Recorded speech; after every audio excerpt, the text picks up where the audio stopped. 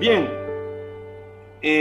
vamos a continuar, hermanos, estudiando esta serie de eventos futuros, que sabe que es la sección que nos ha tocado estudiar aún en medio de esta pandemia, y como les dije allá en la iglesia, el Espíritu Santo nos ha guiado tanto al hermano Esteban como al estudio que ustedes llevan conmigo a poder coincidir, y no es algo que nosotros hubiésemos planeado, sino que sin duda alguna es el Señor atrayendo nuestra atención hacia estas cosas que están pronto a suceder. Bueno, ya hemos hablado del arrebatamiento de la iglesia y hablamos de las diferentes posturas que existen. Hablamos también sobre esa transformación gloriosa que van a tener nuestros cuerpos al momento de recibir al Señor en el aire. Pero el día de hoy quiero dedicar tiempo para responder una intrigante pregunta que quizás usted se habrá hecho cuando estudiamos sobre el arrebatamiento de la iglesia. Y la pregunta es esta, usted quizás ya la leyó en pantalla, pero se la voy a repetir. ¿Qué pasará con aquellos que tuvieron la oportunidad de escuchar el Evangelio de Cristo en la era de la iglesia, pero nunca se decidieron a confiar verdaderamente en Jesús como su único y suficiente Salvador, y por lo tanto no fueron arrebatados y se quedaron para enfrentar la tribulación en la tierra? La pregunta puntual que quiero que veamos y la respondamos a la luz de la Biblia es: ¿habrá segunda oportunidad para los que rechacen el Evangelio en la era de la iglesia? La era de la iglesia, hermanos, es esta era que nosotros estamos viviendo. Es la dispensación de la gracia, la era de la iglesia. ¿Habrá segunda oportunidad para aquellos que rechacen el Evangelio en esta era y venga el arrebatamiento y ellos se queden en la tribulación? Yo no sé qué piensa usted. ¿Qué piensa? Mire, ¿qué va a pasar con aquellas personas que tradicionalmente asistieron a una iglesia, daban quizás sus ofrendas y sus diezmos, quizás hasta sirvieron en algún ministerio, probablemente hasta pudieron llegar hasta predicar, ¿verdad? Pero nunca tuvieron un encuentro personal con Jesús? ¿Sabe que nunca se decidieron a creer verdaderamente en Él? Quizás lo que heredaron fue una tradición evangélica, o asumieron que si sus padres eran cristianos, pues ellos automáticamente también lo eran. ¿Tendrán esas personas una segunda oportunidad para poder poner su fe en Jesús y ser salvos durante el tiempo de la tribulación? ¿Se ha puesto usted a pensar en eso? ¿Qué piensa usted? No le voy a pedir que lo escriba, ¿verdad? Pero sin duda alguna, yo sé que muchos de ustedes que han estudiado la palabra, que han recibido quizás seminarios relacionados a eventos futuros, más de alguna vez se habrá hecho esta pregunta: ¿habrá segunda oportunidad para los que rechazaron al Señor en la época de la gracia, se quedaron en la tribulación y se quedaron para entrar en la tribulación? ¿Habrá segunda oportunidad para ellos? Yo, antes de avanzar con el contenido, quiero hacerle una aclaración. Yo quiero dejar claro algo. Mi propósito, más allá de exponerle la postura que considero que tiene mayor peso a la luz de la Biblia, mi propósito es que quizás usted que me está viendo, que se está conectado con nosotros, usted que piensa que es más inteligente que Dios, o que ha estado jugando por años al cristianismo, que quizás ha creído usted en una tradición evangélica, yo lo que deseo con este mensaje es que usted reflexione y que de verdad esté seguro que Jesús es su único y suficiente Salvador y su Señor. Y que si el rapto de la iglesia ocurriera hoy, porque ya vimos que puede ocurrir en cualquier momento, no hay condiciones para el rapto, pero que si el rapto de la iglesia ocurriese hoy, usted está seguro que se va con todos los creyentes a recibir al Señor en el aire. Ese es el propósito de este mensaje. Quizás para algunos va a ser polémico, quizás muchos de ustedes van a diferir de la posición o las posiciones que voy a compartir aquí, pero el propósito más allá de eso es que usted que no ha tomado en serio al Señor, y ya que ha jugado a ser evangélico, que ha jugado a asistir a la iglesia, que usted esté seguro que si el rapto sucede hoy, usted se va con el Señor. Porque vamos a ver qué respuesta da la Biblia a esta pregunta, si habrá oportunidad para aquellos que se queden Vamos a ver esto. Para esta pregunta, hermanos y amigos, que se ha planteado, existen varias respuestas, pero yo me voy a enfocar en las dos grandes respuestas que pudiesen existir a la luz de la Biblia en cuanto a esta pregunta. Son dos posturas que los cristianos que creemos en el arrebatamiento hemos sostenido. Y vamos a comenzar con la primer postura. Sabe que hay un grupo de creyentes, hay un grupo de cristianos, de maestros de la Biblia, que afirman y ellos sostienen que sí habrá una segunda oportunidad para aquellos que se rehusaron a creer en Jesús en la dispensación de la gracia y se queden para entrar en la tribulación. Yo personalmente he escuchado a varios predicadores y maestros bíblicos enseñar de esta manera. Yo no sé si usted los ha escuchado. Quizás a esos maestros bíblicos o predicadores que usted escucha, de repente usted habrá escuchado la opinión o la postura que ellos tienen en cuanto a la pregunta que estamos planteando, ¿verdad? Y sí, es un buen grupo de creyentes que sostienen que sí va a haber una segunda oportunidad para los que escucharon el Evangelio, se quedaron y entraron a la tribulación. ¿Sabe que en síntesis, lo que ellos sostienen es que lo que va a suceder es que muchos de los que se quedaron después del rapto y vean con sus propios ojos que misteriosamente aquellos creyentes han desaparecido de la tierra, se van a dar cuenta que estaban equivocados y reconocerán que la Biblia tenía razón. Y entonces, dicen ellos, al ver que la Biblia tenía razón, al ver que quizás su mamá, su papá, al ver que quizás su hermano, su abuelita, que era creyente, verdadera creyente en el Señor, desapareció y que ha comenzado a desatarse el juicio sobre la tierra, al ver todo eso y al haber estado expuesto al Evangelio antes, estos hermanos que sostienen esta postura dicen que esas personas van a creer en el Señor y que esos van a ser los salvos que van o parte de los creyentes salvados que van a ver durante la tribulación. Mire, y esto es algo muy común. ¿Sabe que esto lo presenta, por ejemplo, la trama de la película cristiana llamada Dejados Atrás o Left Behind en inglés? Yo sé que muchos de ustedes la han visto. Creo que en los grupos de jóvenes anteriormente un par de veces se ha expuesto esta película. Y la trama es sobre un grupo de personas que rechazaron el Evangelio, que no quisieron creer en Jesús. Acontece el rapto y ellos se quedan, y la película se desarrolla mostrando cómo ellos llegan a confiar y a creer en el Señor, ¿verdad? Y por ende, al creer en el Señor Jesucristo, pues llegan a ser salvos. Y esa es una trama bien famosa. Hay libros, ¿verdad? Hay ciertos escritores famosos cristianos que escribieron esos libros o contribuyeron en la creación de esos libros.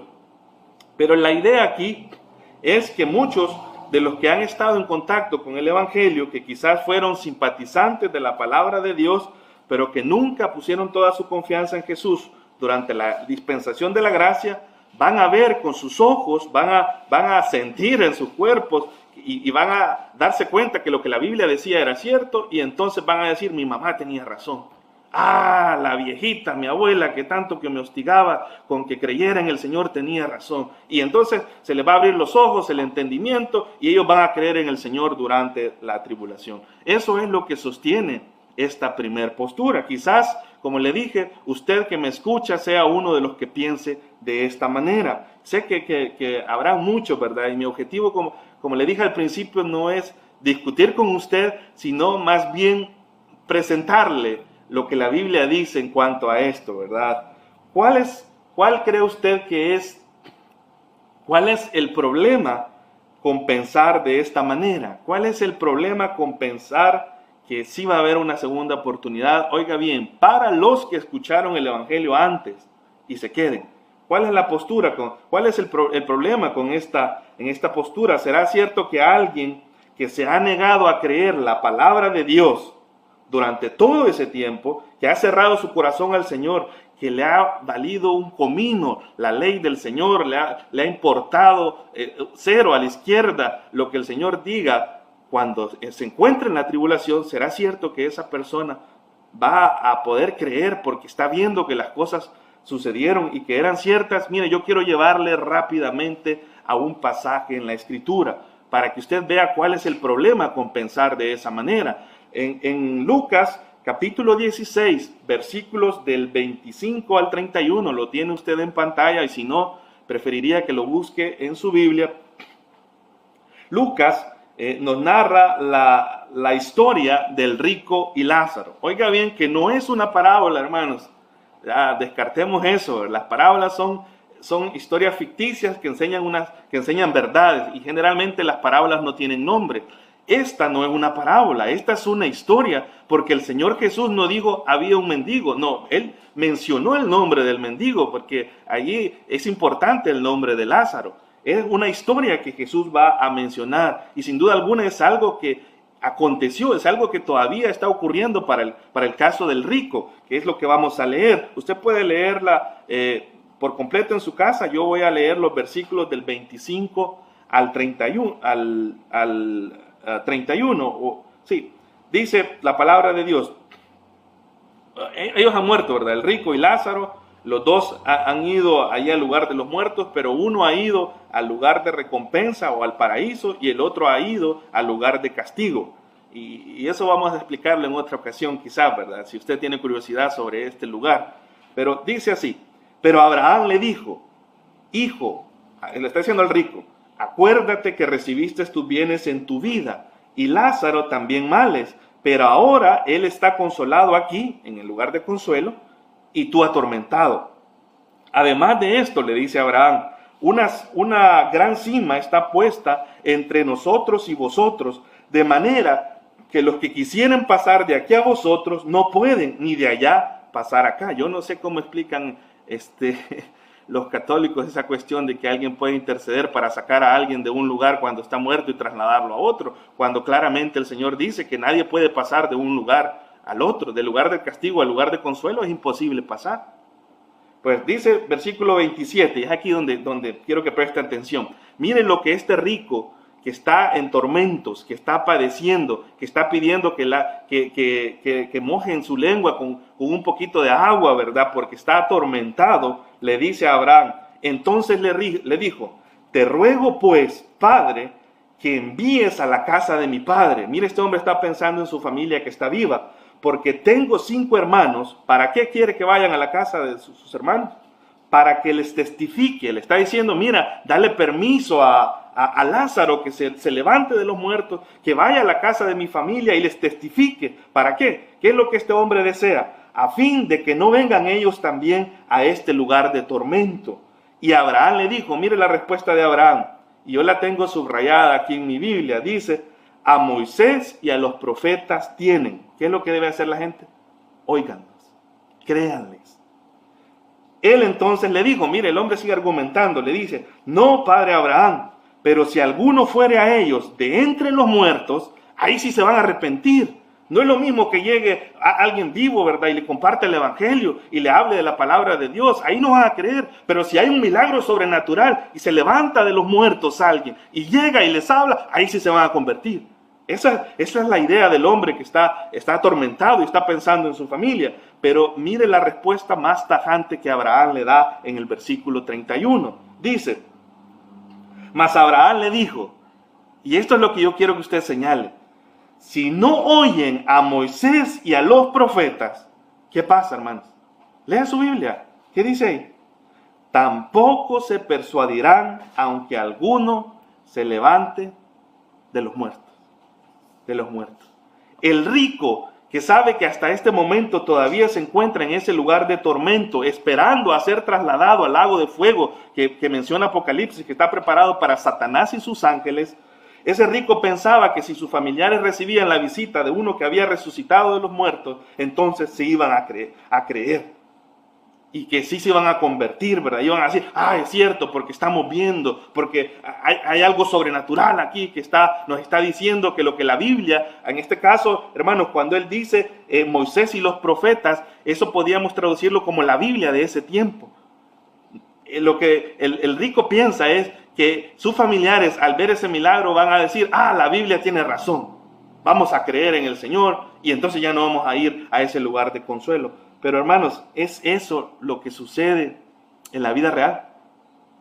Yo le pregunto, ¿es eso lo que sucede en la vida real? Abraham es claro y les dice, si no creyeron a la palabra de Dios, a los predicadores, a la gente que les ha estado hablando del evangelio durante mucho tiempo, tampoco creerán aunque tuvieran el testimonio de uno que se levantase de entre los muertos. Aunque lo estuviesen viendo con sus propios ojos, la incredulidad del hombre es así. La incredulidad nuestra es así. Mire, lo mismo va a suceder con los que se queden después del arrebatamiento.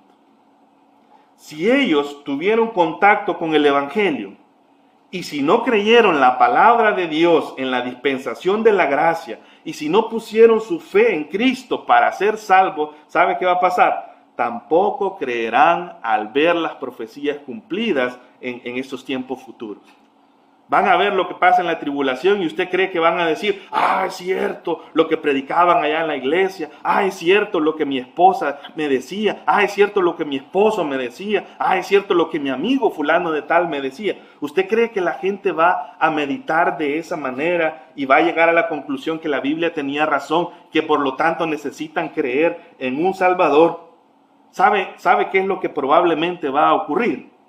Probablemente ellos van a creer las mentiras que el anticristo dará para explicar estos acontecimientos. Usted sabe, y de hecho eso se va a estar pensando desde ya. ¿Qué explicación va a dar el mundo? ¿Qué explicación va a dar el anticristo que va a comenzar a reinar en esos momentos cuando comience la tribulación? Ellos van a dar una explicación lógica, creíble, van a dar una explicación científica para el arrebatamiento, o en último caso van a dar una explicación relacionada a la nueva era. ¿Sabe qué van a decir? Que fue el karma. Yo no sé cuántos creyentes, quizás le voy a llamar ignorantes, utilizamos esa palabra de karma. Van a decir, el karma fue el que sacó la maldad de la tierra. Y la explicación va a ser esa, que fue algo que el karma lo hizo, ¿verdad? Para deshacerse del mal, para mantener el equilibrio, ¿verdad? Que le gusta decir esa palabra, el equilibrio en la tierra. Y aunque usted quizás se ría y usted diga, eso es una locura, ¿no? ¿Cuánta gente, y aún algunos que se llaman creyentes, que se llaman cristianos, creen eso? Pues si no creyeron a la verdad, ¿sabe lo que va a pasar ahí? Van a creer cualquier mentira, cualquier explicación que Satanás o el anticristo dé. O en último caso, hermano, ¿sabe qué va a acontecer? Ellos van a utilizar su propio razonamiento para poder explicar eso del arrebatamiento. Van a decir que quizás fueron los extraterrestres, ¿verdad? Que hubo un rapto masivo de los extraterrestres para colonizar otro planeta. Cualquier locura, cualquier cosa que su imaginación pueda crear, la gente va a utilizar para poder explicar lo que la Biblia profetiza y que ellos no van a poder entender, no lo van a poder entender porque han rechazado la verdad antes. Y eso es lo que vamos a ver más adelante, ¿sabe? Y quiero recordarle esto, hermano. El ver para creer, Dios en su soberanía se lo permitió a Tomás. Usted recuerda ya en San Juan 20:25 que dijo Tomás, no, yo no creo que sea el Señor que esté resucitado hasta que no lo vea y hasta que no meta mi mano y hasta que no tenga un contacto con él. Así dijo Tomás, pero esa acción de ver para creer fue algo que Dios en su soberanía se lo permitió a Tomás, pero eso no garantiza que Dios le va a permitir eso a todos los seres humanos. Eso no le garantiza que usted que me está viendo, que está jugando al evangelio, no le garantiza que cuando el rapto y todas las cosas que la Biblia dice van a ocurrir, no le garantiza que de verdad su corazón se va a inclinar al Señor y usted va a ser salvo y va a tener una segunda oportunidad. No puedo garantizárselo. De hecho, vea lo que Abraham le dice ahí a este rico. Y por eso quiero entrar a la segunda postura que existe, y es la que personalmente considero que es a la que la Biblia le da mayor respaldo, ¿verdad? Le dije, mi objetivo no es hacerle cambiar a usted de opinión, mi objetivo, más allá de decidir si los que creen la primera postura o la segunda tienen la razón, mi objetivo es que deje de jugar el evangelio, que comience a tomar usted en serio a Dios, que ya de verdad se decida si usted es un creyente o no lo es. Ese es el objetivo de este mensaje. Pero quiero exponerle esta esta segunda postura. Mire, esta manera de interpretar la Biblia sostiene que sí habrán personas que creerán en el Señor durante el tiempo de la tribulación y van a ser salvas. Van a ser salvas no porque fueron mártires, aunque quizás van a tener que sufrir. Van a ser salvas no porque padecieron muchas cosas, sino que van a seguir salvas por la única razón por la cual una persona puede salvarse. Y es por haber puesto la fe, la confianza en Jesús como su única esperanza de salvación. Cero religión, cero mis obras, cero cualquier cosa, y estas personas van a tener que confiar en el Señor, y esa confianza les va a llegar a costar hasta la vida. Y eso es lo que hemos estado leyendo con el hermano Esteban en el libro de Apocalipsis. Estas personas sí van a ser personas salvas durante la tribulación, pero van a ser aquellos que entren vivos, pero que nunca tuvieron la oportunidad de escuchar el Evangelio de Dios durante la era de la iglesia. ¿Me explico? ¿Cuál es la diferencia entre la postura anterior? Bueno, que aquellos dicen que bueno, si usted escuchó el Evangelio y que usted estuvo renuente y que a usted no le importó lo que su mamá decía y que quiso vivir su juventud como le dio la gana y por eso no tomó en serio al Señor y que no sé qué, y entró vivo en la tribulación, como ya conocía el Evangelio, como ya sabía las profecías, entonces iba a creer. Eso es lo que dice la primera postura. Pero esta que le estoy planteando dice lo siguiente, que sí van a haber salvos en la tribulación, porque ya lo vamos a ver, pero ¿quiénes se van a salvar en la tribulación? Van a ser aquellos que nunca tuvieron la oportunidad de ser expuestos a la verdad del Evangelio antes. Y en la tribulación, probablemente muchos de ellos van a creer, y eso es lo que dice la Escritura. Vea, quiero mencionarle, si usted busca allá en su Biblia, Apocalipsis 7, versículos del 4 al 8, no los voy a leer todos, ¿verdad? Pero usted va a encontrar ahí que se habla de los 144,000 varones judíos que fueron sellados. Dice ahí el versículo 4 que tenemos en pantalla. Y oí el número de los sellados. ¿Cuántos eran?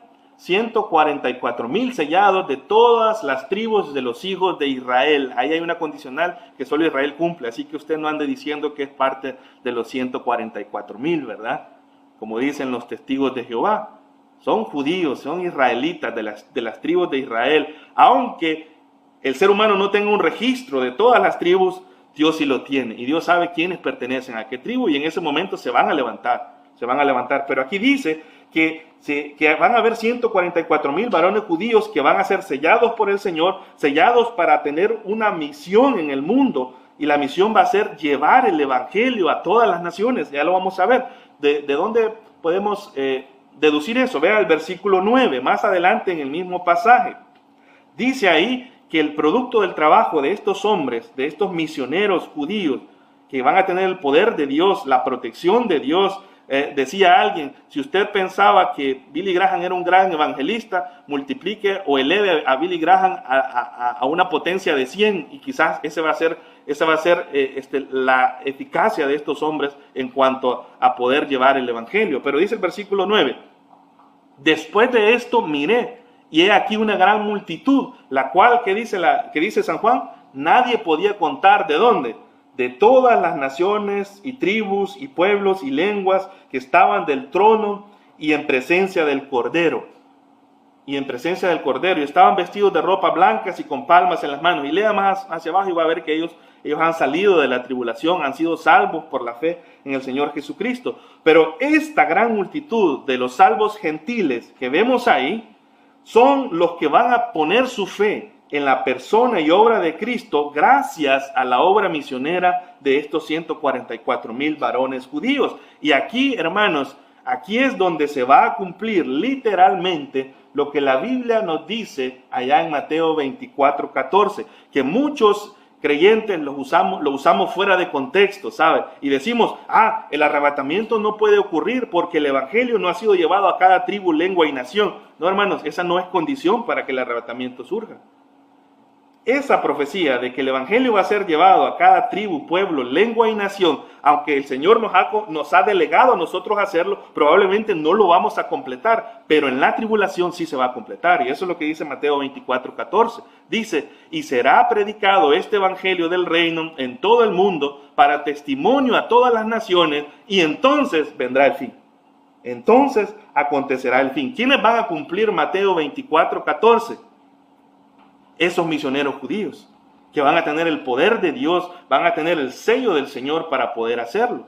No le estoy diciendo, ¿verdad? Porque siempre hay muchos que escuchan los mensajes con el objetivo de encontrar algo para poder debatir y discutir. No le estoy diciendo que la iglesia en esta época no tiene responsabilidad, sino puede escuchar el video de cuando explicamos sobre la tribulación. ¿Es responsabilidad nuestra llevar el evangelio a toda nación? Sí. ¿Es condición que el evangelio sea llevado a toda lengua, tribu y pueblo en el mundo para que Cristo pueda venir por su iglesia? No. ¿Cuándo se va a cumplir eso? En la tribulación, por la predicación de estos 144,000. Entonces sí van a haber salvados, sí van a haber salvos. Dice la Escritura que no se van a poder contar, y ahí está hablando de naciones gentiles, aparte de la conversión de Israel, que eso es algo que se tiene que ver aparte. Pero la conversión de los gentiles, van a haber muchos convertidos en la tribulación, pero ¿quiénes van a ser? Serán aquellos que durante esta época nunca nadie les predicó el evangelio. Entonces Dios sí les va a dar una oportunidad a ellos. No es la segunda oportunidad, les va a dar la oportunidad de escuchar que Jesucristo murió por ellos, que Jesucristo es su Salvador, que ellos son pecadores, que están destituidos de Dios, que si mueren van al infierno y que necesitan un Salvador, y que ese Salvador es Jesús. Amén. Amén. Ahora, yo no quiero que usted se quede solo, va a decir, el hermano está dando solo su opinión. No, vamos a ir a la Escritura. Y voy a tratar de avanzar para poder cubrir la mayor parte de esta respuesta. Usted quizás se pregunte, ¿cuál es la base bíblica para pensar que no habrá segunda oportunidad en la tribulación para quienes escucharon el evangelio antes, entraron vivos, ¿verdad?, a la tribulación y no lo creyeron? ¿Cuál es la base bíblica? ¿En qué podemos, dónde sustentamos esa postura? Bueno, yo ya le cité allá la respuesta que Abraham le dio al rico, ¿verdad? Que le dijo, aunque se levante alguien de los muertos, si no le creen a la palabra de Dios cuando están vivos, cuando se las exponen, si no creen, tampoco van a creer aunque vean con sus propios ojos. Porque excusas e inventos para explicar lo que está aconteciendo van a haber. Y la gente va a preferir creer eso antes que creer que la palabra de Dios tenía la razón y reconocer que ellos estaban equivocados. A muchos de nosotros, ¿cuánto no nos cuesta reconocer que nos equivocamos? Pues más en esta situación, mire, la gente no va a querer reconocer que Dios tenía la razón. Y eso usted lo puede ver en la Biblia, pero yo quiero llevarle puntualmente a un pasaje. Hay un pasaje en la Escritura, en 2 de Tesalonicenses capítulo 2. Si puede y si usted tiene ahí a su Biblia, ¿verdad? Me gustaría que usted lo busque. Y si no, en última instancia puede verlo aquí en pantalla, aunque no tengo todo el texto, solo algunas porciones. Le voy a dar el contexto. Ya lo hemos mencionado antes de este pasaje. El apóstol Pablo nos va a dar una luz más clara en cuanto a esta controversia, ¿sabe?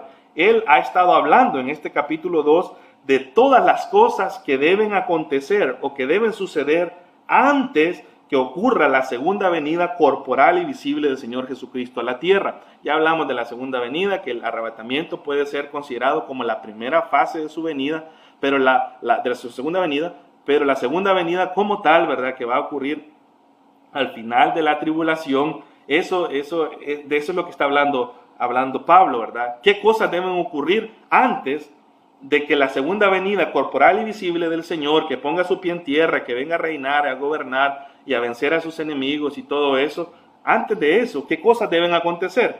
Una de las cosas que Pablo menciona, y se le voy a hacer referencia rápido, en el versículo 3, Pablo dice que debe de acontecer una gran apostasía. Dice, nadie os engañe en ninguna manera, porque no vendrá, es decir, el día del Señor, esa la venida de Cristo en la tierra, antes que venga la apostasía. ¿Y qué es la apostasía, hermanos? La apostasía es el abandono de la fe cristiana, es dejar de lado los principios, lo que la Biblia dice, ignorar eso, que las iglesias comiencen a convertirse más que una iglesia y que un lugar donde se alabe y se exalte al Señor, donde se crezca en el conocimiento de la palabra, donde se evangelice, donde haya ese dinamismo del reino de Dios, se convierten más en un club social donde la gente va a entretenerse el día de domingo, a saludarse de besos y estar contentos y alegres, pero no permiten que la palabra de Dios les permee su vida. No hay nadie que se pare y les diga la verdad y les diga que tienen que creer en el Señor. Eso es apostatar, eso es abandonar la fe, es negar esas verdades cristianas y alejarse de esa verdad y comenzar a caminar hacia otro lado. Eso lo estamos viendo hoy en día. Dígame que, ¿se atrevería usted a decirme que no?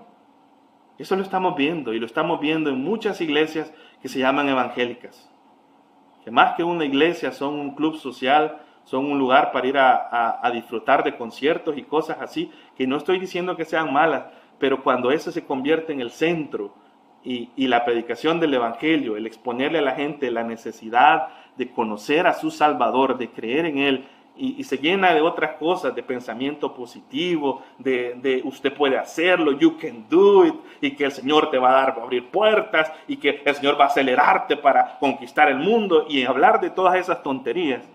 Esa es una señal de que esa iglesia se está apartando de la verdad. Se está apartando de ahí. La segunda cosa que el apóstol Pablo va a decir es que la iglesia tiene que ser sacada de la tierra y ser llevada por el Señor en las nubes. Eso dice los versículos del 6 al 8, para que la obra de retención del mal que el Espíritu Santo hace en este mundo por medio de la iglesia sea quitada, porque eso es lo que dice ahí, y el anticristo pueda manifestarse, la iglesia tiene que ser sacada de la tierra. Dice ahí, solo que hay quien al presente lo detiene, es el Espíritu Santo, ¿verdad? Hasta que él a su vez se ha quitado de en medio. No es, ya lo explicamos, si quiere puede verlo en los estudios anteriores, no es que la presencia del Espíritu Santo se va a ir de la tierra, no, sino que el accionar, el obrar del Espíritu Santo por medio de la iglesia tiene que ser quitado. ¿Qué está diciendo Pablo? Antes de la segunda venida corporal y visible de Cristo, el arrebatamiento debe ocurrir. Y el Espíritu Santo debe volver a accionar tal cual accionó en el Antiguo Testamento, no en la era de la iglesia. Eso es lo que dice. Y la tercera cosa dice que cuando el anticristo se manifieste, porque ahí dice que después de que todo eso pase, el anticristo se va a manifestar. Cuando el anticristo se manifieste, según Daniel 9:27, habrán comenzado los 7 años de la tribulación o la semana 70 que Daniel menciona. Porque dice que al principio de esa semana 70, dice Daniel, que el anticristo, ese hombre tan inteligente, ¿verdad? Y astuto por obra de Satanás y con toda la inteligencia que Satanás puede tener, va a lograr hacer un pacto de paz con Israel y aparentemente paz en el Medio Oriente, que se va a romper a la mitad de la semana o a los 3 años y medio. Pues eso debe de acontecer, el anticristo se debe manifestar. Ahora, vea la secuencia, ¿verdad? Va la apostasía, va el arrebatamiento de la iglesia, ¿verdad? El Señor saca a su iglesia, el anticristo se manifiesta, pero ¿qué pasa con aquel o aquella que se hacía llamar creyente o que tenía afinidad de congregarse, afinidad de participar en las cosas que consideraba buenas, como congregarse, como de vez en cuando escuchar un sermón? ¿Qué pasa con esa gente que por no haber puesto su fe en Jesús se quede y entre a la tribulación? Mire, Pablo lo va a explicar en los versículos del 8 al 12. Y ese es el pasaje principal desde el cual podemos deducir que esta postura es la que más peso bíblico tiene. Dice versículos del 8 al 12, dice, y entonces, ¿qué va a pasar? Se manifestará aquel inicuo, ¿verdad? Cuando el rapto haya ocurrido, a quien el Señor matará con el espíritu de su boca y destruirá con el resplandor de su venida. Eso va a ser al final de la tribulación. Inicuo, cuya advenimiento es por obra de ¿quién dice? Por obra de, lea ahí en su pantalla, en su Biblia, de Satanás, y subraye esto. Subraye esto porque esto le va a ayudar a usted a entender por qué es que la gente va a creer la mentira. Dice ahí, ¿qué cosas tiene este hombre? Con gran poder y señales y prodigios mentirosos. Mire, durante la tribulación, Satanás hará grandes milagros, prodigios y señales, imitando todo lo que Cristo hizo, porque Satanás es un imitador. Por eso en la Biblia también a él se le llama el engañador, ¿verdad? El que engaña. Y con ese gran poder y señales y prodigios, ¿sabe qué va a hacer Satanás? ¿Qué va a hacer el anticristo? Con el poder de Satanás ahí, logrará engañar a aquellos que rechazaron la verdad. Yo a veces escucho gente decir, ¿verdad? Gente que está en iglesias donde no se predica el evangelio, donde no se habla de Jesucristo, donde se habla de cualquier cosa menos de lo que Cristo hizo por nosotros, de la necesidad de salvación, de la necesidad de contarle a otro, de esa gente que está ahí. ¿Sabe qué es lo que dicen ellos? Sí, pero en mi iglesia está el poder de Dios. En mi iglesia hay milagros. En mi iglesia hay tal cosa. Hermano, hermana, lea aquí.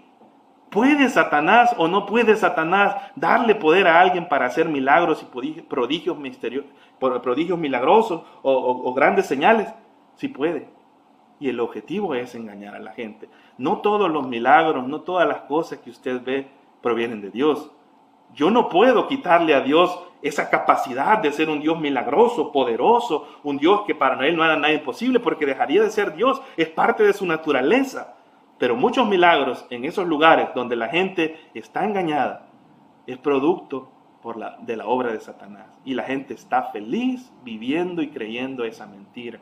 Y eso es lo que va a pasar aquí, pero eso potencielo a una potencia de 1000, ¿verdad? Llévelo a 1000 eso, ¿verdad? Ese engaño, eso va a acontecer ahí. Versículo 10 dice, y con todo engaño de iniquidad, ¿para quiénes dice?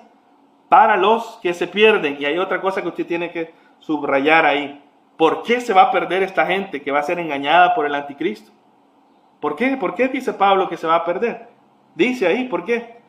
Por cuanto no recibieron el amor de la verdad para ser salvos. Si hubieran recibido el amor de la verdad, no estarían ahí en ese momento. Estarían con el Señor. Estarían guardados de la hora de la prueba que va a venir sobre la tierra.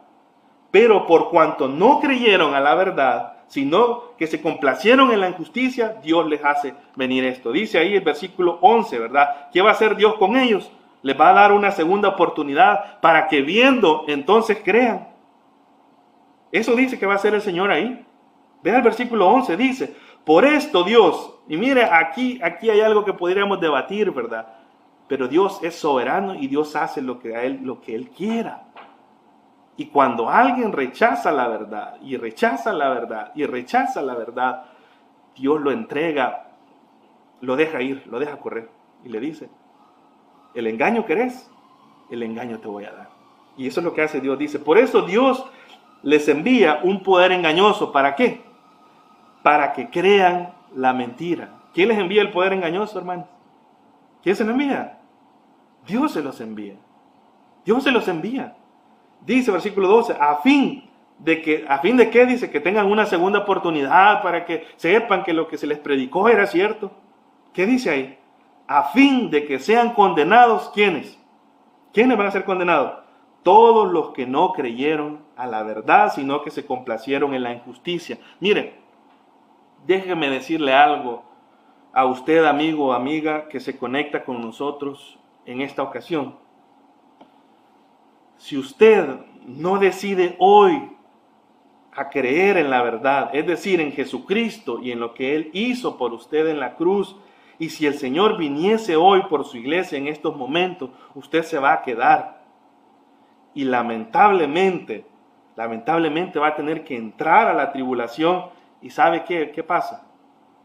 Será Dios mismo quien le va a permitir a Satanás poder engañarle, y entonces toda esperanza de salvación habrá terminado para usted. No le estoy hablando de los que no han escuchado el Evangelio, porque ahí ya explicamos esa parte. Le estoy hablando de aquella que ha estado, ¿verdad? Que ha estado escuchando y que le vale, ¿verdad? Es como ver cualquier programa de televisión, ver esta predicación, le vale tomar en serio al Señor, ¿verdad? Y quizás algunos digan, qué injusto Dios, ¿verdad? Porque ¿cómo somos buenos para reclamarle que Dios es injusto? No, hermanos, Dios nunca es injusto. Dios nunca es injusto y no va a ser injusto por permitir esto, ¿sabe? De ninguna manera. Dios, si Él permitiera, presta atención a esto, si Dios permitiera que todos los seres humanos, sin excepción, nos fuésemos al infierno, Dios estaría siendo justo. No injusto, Dios estaría siendo justo, está dando la justa retribución de nuestro pecado, del pecado que heredamos de Adán, de nuestro propio pecado que que viene en nuestra naturaleza, que vamos desarrollando y potenciando a medida que crecemos. Dios sería justo dejándonos ir al infierno, pero Él en su gran misericordia, ¿qué es lo que Él hace?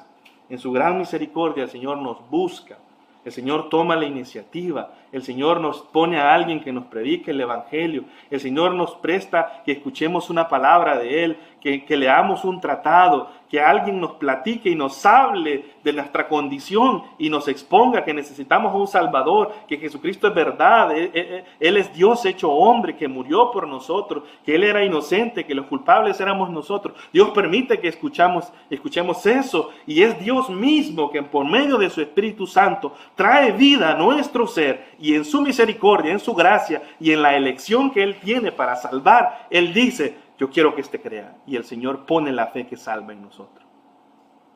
Pero cuánta gente escucha el Evangelio, ¿verdad? Y le da igual. Es Dios en su infinita gracia y misericordia quien permite que los seres humanos se salven. Si todos fuésemos al infierno, Dios estaría siendo justo. Así que este accionar de Dios simplemente es mostrar justicia. Dios le va a mostrar justicia, ¿verdad?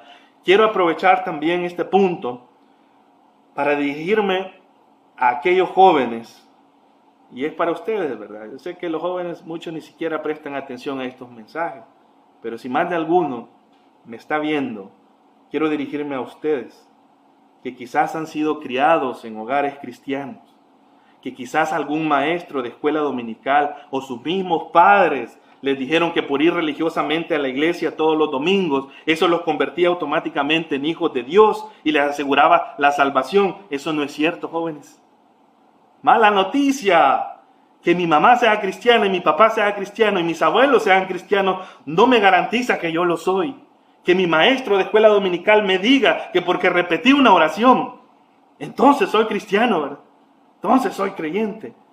Cuando en mi vida me importa un comino lo que Dios diga, cuando no busco a Dios por mi propia iniciativa, cuando no siento necesidad de buscar al Señor, cuando no me siento reprendido por el Espíritu Santo cuando hago el mal, yo les llamaría a ustedes a que reflexionen y a que se aseguren que de verdad Jesús es su Salvador, su Señor. No el Señor y el Salvador de su mamá, no el Señor y Salvador de su papá, de su abuelita, ¿verdad? Que muchas buenas intenciones pueden tener ellos, pero la decisión es de ustedes. Tomar en serio al Señor. Buscar a Dios por su propia iniciativa. Yo veo esa frialdad horrible en esta generación de los millennials, quizás hacia acá, que pueden estar cantando, alabando al Señor, no hay nada que los conmueva, no hay nada que llame su atención, no se le ve una iniciativa natural, una necesidad interior de buscar a Dios por su propia iniciativa, sino es que los papás los obligan a que lo hagan, sino es que los papás les exigen, ¿verdad?, que lo hagan. Y está bien que los papás, felicito a los papás que hacen eso, ¿verdad?, peor a aquellos que les da igual, pero la decisión debe ser de ustedes. La decisión debe ser de ustedes, jóvenes. No estén esperando que va a haber una segunda oportunidad. Si hoy son expuestos al Evangelio, si hoy la verdad viene a ustedes, lo que deben de hacer es creerla. El tiempo de salvación es hoy, hermanos y amigos. Mire, si usted desprecia la verdad hoy, mañana estará abrazando la mentira. No, pero yo voy a saber, ¿verdad? Sí, mire, eso yo no le podría garantizar eso. Y conociendo el corazón del ser humano tal cual lo describe la Escritura, usted ve en el libro de Apocalipsis que Dios les envía castigos, que Dios hace muchas cosas de los juicios sobre la gente, y la gente que hace al final levanta su puño en contra de Dios, ¿verdad? Y lo maldice en medio del sufrimiento, igual que mucha gente hoy en medio de esta pandemia. En lugar de doblegar su corazón, en lugar de reconocer que somos frágiles, como enseñó Tito la vez anterior y como dice la Escritura, en lugar de reconocer que necesitan un Salvador, les da igual.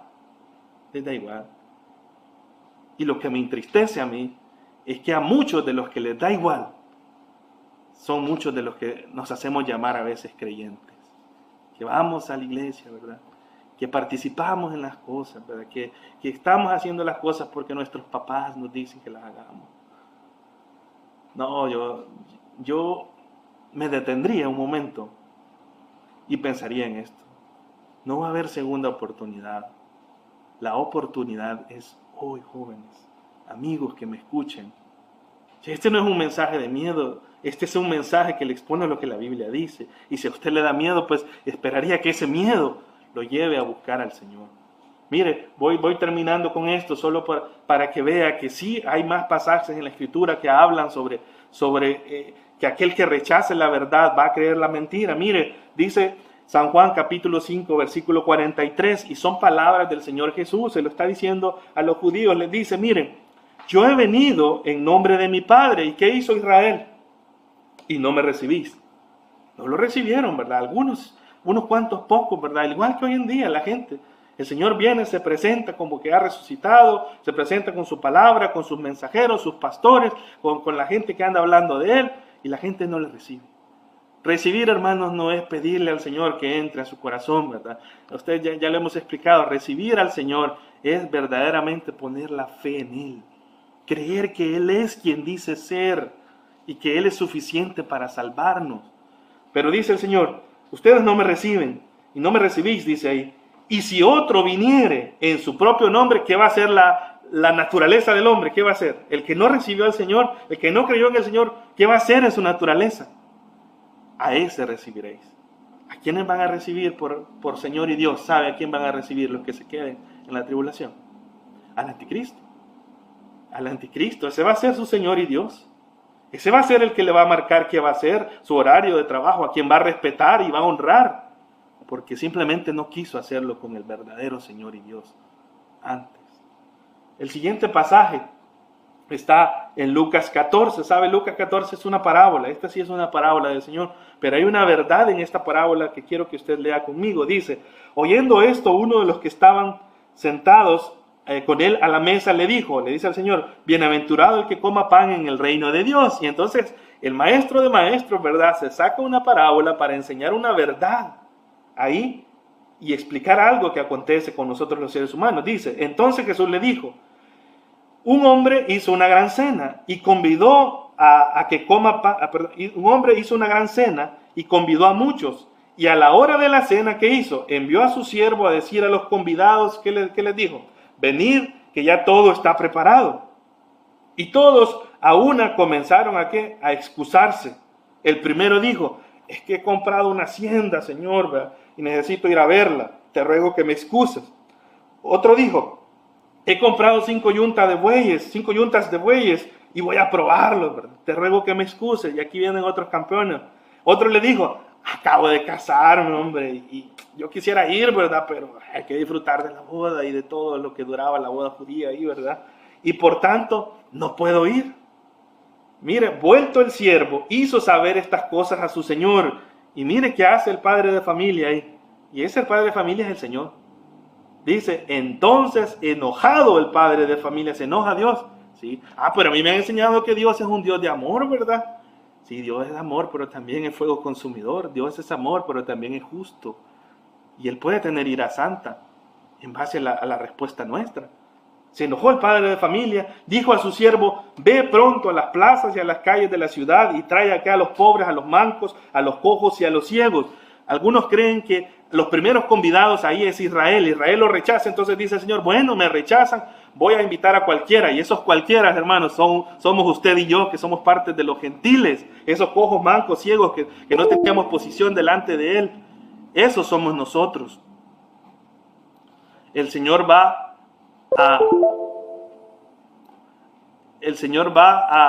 a convidarnos a nosotros ahora ahí. Eso es lo que Él va a hacer, a invitarnos. Dice el versículo 22. Y dijo el siervo, Señor, se ha hecho como mandaste. ¿Y qué pasa? Y aún hay lugar. Eso sucede hoy. Aún hay lugar, hermanos. Dijo el Señor al siervo, ve por los caminos y por los vallados y fuérzalos a entrar, ¿verdad? Para que se llene mi casa. No está hablando de ir a hacer cruzadas, de obligar a la gente o de matar. No está hablando de eso, ¿verdad? Versículo 24, que es a donde quiero llevarle.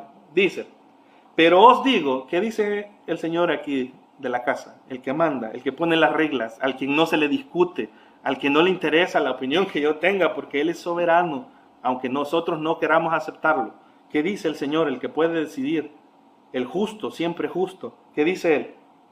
Porque os digo que ninguno de aquellos hombres que fueron convidados, ¿qué va a pasar? Gustará mi cena. Aquel que se le fue expuesto el Evangelio, que se le presentó al Señor, al Salvador, que jugó con el Señor, jugó a ir a la iglesia, ¿verdad? Porque cómo nos gusta jugar con apariencias y cosas que pensamos que eso demuestra que de verdad tenemos una relación con Dios. No, yo no le estoy diciendo que los que tienen una relación con Dios no hacen todas esas cosas, sí, pero la cosa debe ocurrir primero en su interior, definiendo quién es Jesús para usted. El pastor o el doctor David Jeremiah dijo esto, con esto termino. Hablando de lo que va a acontecer con la gente que se quede. La gente dirá, voy a gozar de la vida, no voy a hacer caso de la palabra de Dios. Al final, si el rapto y la tribulación ocurren, voy a saber que todo eso era cierto, y entonces voy a buscar al Señor, y entonces voy a creer, y voy a tener la segunda oportunidad para ser salvo. De todos modos, ya escuché que la Biblia dice que van a haber predicadores judíos hablando el Evangelio a todas las naciones, voy a ir a una campaña de esa, y entonces voy a decir, sí, Jesús es mi Salvador. Miren, no se engañen. Si usted no lo hace hoy, yo me atrevería a asegurarle que tampoco lo va a hacer, aunque lo vea con sus propios ojos. Es un engaño pensar que alguien será más listo que Dios y que al final de la tribulación, cuando compruebe que todo lo que predicó y lo que la Biblia decía era cierto, entonces va a creer y va a ser salvo, ¿verdad? Usted no debe jugar con la palabra de Dios. El Señor le da la oportunidad hoy. El Señor regresa y al igual que cerró la puerta del arca de Noé para que nadie más pudiese entrar, la puerta se cerrará para usted si no pone hoy toda su confianza en Jesús para ser salvo antes de que el rapto ocurra. Si no cree la verdad hoy, usted va a creer la mentira mañana. Quisiera hacerlo.